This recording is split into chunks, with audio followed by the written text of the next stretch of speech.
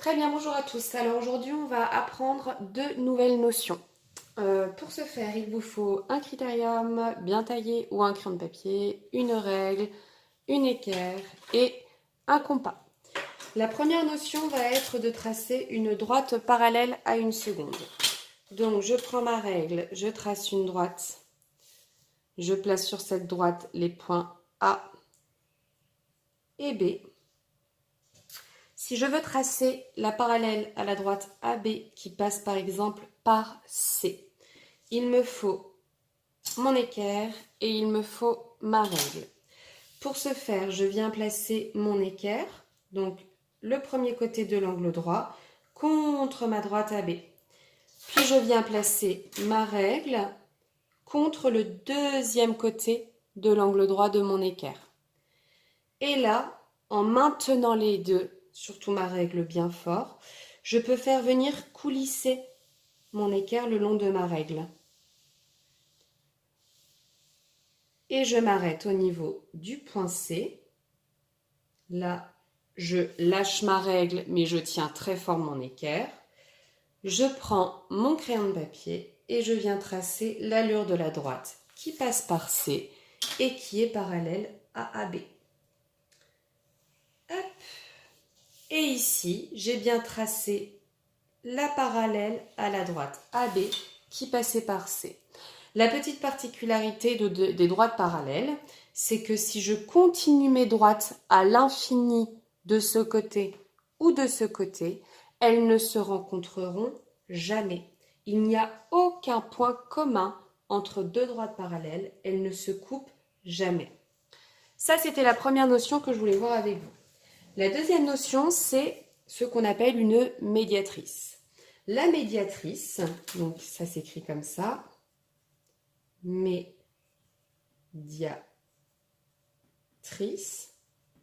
c'est une droite qui coupe un segment en son milieu et qui le coupe perpendiculairement. Perpendiculairement, qui forme un angle droit avec. Donc si je veux tracer la médiatrice de mon segment AB, je vais chercher à tracer une droite qui passe au milieu de AB, mais qui en plus passe au milieu de AB de manière perpendiculaire. Et pour ça, j'ai besoin de mon compas. J'effectue une ouverture qui est à vue d'œil un peu plus grande que la moitié de AB. Le milieu de AB se situe à peu près ici, à vue d'œil.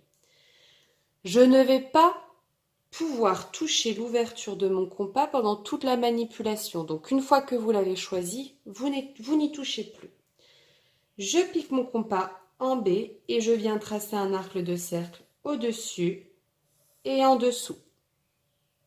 Je pique mon compas en A et je viens tracer mon arc de cercle au-dessus et en dessous. Ici, c'est ce que l'on appelle les traits de construction. Les traits de construction, j'essaye de ne pas les faire trop fort avec mon crayon parce que ça rajoute des informations. Cependant, ils sont très utiles parce qu'ils permettent de savoir comment est-ce qu'on a fait. Ici, mes arcs de cercle se coupent en ce point-là et au-dessus, mes arcs de cercle se coupent en ce point-là. En prenant ma règle, je viens relier ces deux points. Et j'ai ici la droite qui est médiatrice de AB. Je rappelle, la médiatrice, elle coupe le segment AB au milieu. Ça veut dire que si j'appelle ce point-là O, AO et OB font la même longueur, je peux le vérifier avec ma règle. Je trouve que AO fait 5,9 cm et que OB fait 5,9 cm également. Et ensuite, AB est coupé perpendiculairement par la médiatrice, c'est-à-dire que ça forme un angle droit. Je peux venir vérifier avec mon équerre et effectivement, la droite suit bien le côté de cet équerre-là et AB suit bien le deuxième côté de l'angle droit. Donc voilà comment tracer une droite perpendiculaire et qui coupe un segment en son milieu. Pour le programme de construction, petit a, trace AB tel que AB est égal à 6 cm. Je pose ma règle et je viens tracer un segment AB qui mesure 6 cm. Donc ici, j'ai le point A et j'ai le point B. N'oubliez pas de marquer le début et la fin du segment, de bien montrer qu'il a un début et une fin. Place le point C n'importe où à droite de B. B se situe ici, je vais placer C quelque part sur la droite, par exemple à cet endroit-là. Trace la parallèle à AB passant par C. Donc je vais devoir tracer la droite AB, la droite qui est parallèle à AB et qui vient passer par C. Pour ça, j'utilise mon équerre que je viens placer pour l'un des deux côtés de l'angle droit le long de AB. Puis, je viens prendre ma règle que très fortement je viens appuyer contre le second côté de mon angle droit. Ça me permet de faire coulisser mon équerre le long de ma règle. Et quand mon équerre se trouve au point C, j'arrête de coulisser, je lâche la règle, je tiens très fermement l'équerre et je viens tracer l'allure de la droite qui est parallèle à AB et qui passe par C. Et voilà. Petit 4, place le point D tel que CD est égal à 6 cm. Mon point C est ici, mon point D doit être sur la droite que je viens de tracer, mais seulement il peut se trouver ici ou il peut se trouver ici. Le point numéro 4 ajoute une information. Il dit que A, B, C et le point D doivent former un parallélogramme. Donc si je veux un parallélogramme, je rappelle, il faut que mes côtés opposés soient parallèles. Donc le point D va venir se situer quelque part ici, puisque si je le place ici, A, B, C, D ne me permettra pas de former un parallélogramme. Donc je viens placer à 6 cm du point C mon point D, ici, et j'obtiens bien mon parallélogramme ABCD que je peux relier en utilisant éventuellement, si j'ai envie, un stylo de couleur.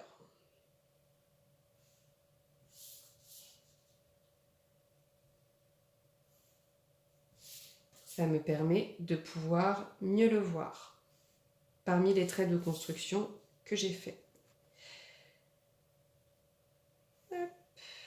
Donc, pour vérifier qu'il s'agit bien d'un parallélogramme, je sais que AB et DC sont parallèles puisque je les ai tracés. Je peux maintenant vérifier que BC et AD sont parallèles aussi. Donc, je viens placer mon équerre un côté de l'angle droit le long de BC. Puis, je viens placer ma règle le long du deuxième côté de l'angle droit de l'équerre. Et je viens faire coulisser mon équerre. Et je vois ici que mon équerre passe bien par AD. Donc, j'ai AB et DC qui sont parallèles. J'ai BC et AD qui sont parallèles. Je peux donc dire que ABCD est un parallélogramme. Je dois maintenant tracer I qui est le milieu de AB et J qui est le milieu de DC. On va utiliser les deux méthodes pour trouver le milieu. Donc la première, je sais que AB est égal à 6 cm. Donc le milieu I se trouvera à 3 cm, puisque 6 divisé par 2 est égal à 3 cm. Donc ici, je vais avoir mon point I. Pour pouvoir trouver le milieu de DC, je peux aussi tracer la médiatrice de DC en utilisant mon compas. Je fais une ouverture qui est un peu plus grande que le milieu de CD. Je viens piquer ma pointe de compas en C et je viens tracer un arc de cercle en haut et un arc de cercle en bas. Je fais la même chose en piquant en D. Je trace un arc de cercle en haut et un arc de cercle en bas. Mes arcs de cercle se rencontrent en deux points d'intersection, un de chaque côté. J'en ai un ici et j'en ai un là. Je prends donc ma règle et je relie ces 2 points. Donc ça fait partie des traits de construction ici. Je fais un trait très léger, une droite très légère. Et ça me permet de trouver ici le point J. Si je veux être sûre de ne pas m'être trompée, je prends ma règle et je viens mesurer de part et d'autre. Ici, j'ai bien DJ qui mesure 3 cm et j'ai bien JC qui mesure 3 cm. Petit 6, relie I et J. Donc, je viens relier mon point I et mon point J. Place le point K tel que I soit le milieu de JK. Alors, là ici, il faut que je réfléchisse un petit peu. Je dois avoir un point K qui va venir se placer de telle manière que I soit le milieu de JK. Donc K va venir se placer quelque part par là, puisque mon point I va être au milieu du point K et du point J. Donc je prends ma règle, je prolonge le segment IJ pour en avoir une droite. Et ensuite, je viens placer mon point K de telle manière que I soit au milieu. Pour ce faire, je prends mon compas. Je pique en I. Je viens mettre la pointe en J.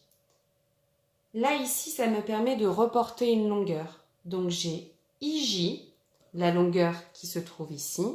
Je viens la reporter de l'autre côté pour pouvoir avoir la longueur qui est exactement la même de ce côté et de ce côté. Et j'ai mon point K qui se trouve ici. Place le point L tel que J soit le milieu de IL. Donc J doit être le milieu d'un segment IL. Mon point L va venir se trouver quelque part par ici. Et je vais procéder de la même manière en faisant un report de longueur.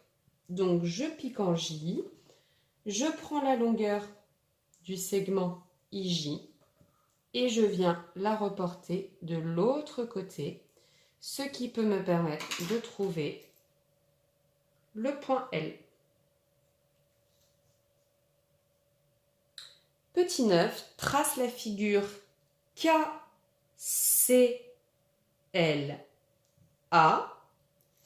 Donc je peux prendre un feutre ou un stylo d'une autre couleur. Et donc je trace K, C, CL, LA. Et pour fermer le quadrilatère, je relie ensuite AAK. Et donc on me demande quelle est la nature de ce quadrilatère.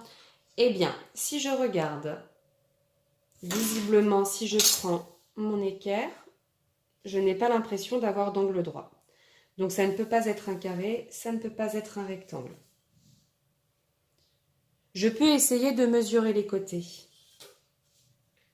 KA mesure 4,4 cm. CL mesure 4,4 cm. J'ai ici mon côté KA et mon côté CL qui mesurent la même longueur. Je vais mesurer KC et AL. KC mesure 11,2 cm et AL mesure 11,2 cm également.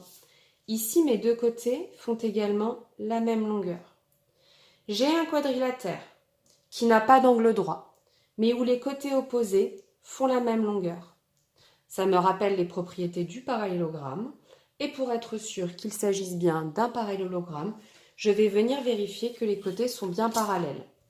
Donc je vais vérifier dans un premier temps que KC et AL sont parallèles. Je prends mon équerre que je viens poser le long de KC, ma règle qui vient se coller de l'autre côté de l'angle droit, et je viens glisser mon équerre jusqu'à ce qu'il arrive correctement sur ma droite AL. Ici, j'ai bien mes droites KC et AL qui sont parallèles. De la même manière, je viens vérifier que KA et CL sont parallèles. Je pose un côté de l'angle droit de mon équerre contre le côté KA. Je pose ma règle de l'autre côté de mon équerre, de l'angle droit. Et je peux maintenant venir faire coulisser mon équerre le long de ma règle. Je m'arrête jusqu'à ce que l'équerre, j'ai un peu bougé, je recommence. Donc, je pose mon équerre sur KA, la règle le long de l'autre angle droit. Et je viens glisser. Je me rends compte ici que mon équerre vient bien coller contre le côté CL. Je peux donc dire que KA et CL sont également parallèles. Donc, j'ai mes côtés opposés qui font la même longueur et qui sont parallèles. KCLA remplit donc toutes les propriétés pour pouvoir être un parallélogramme. Voilà pour aujourd'hui.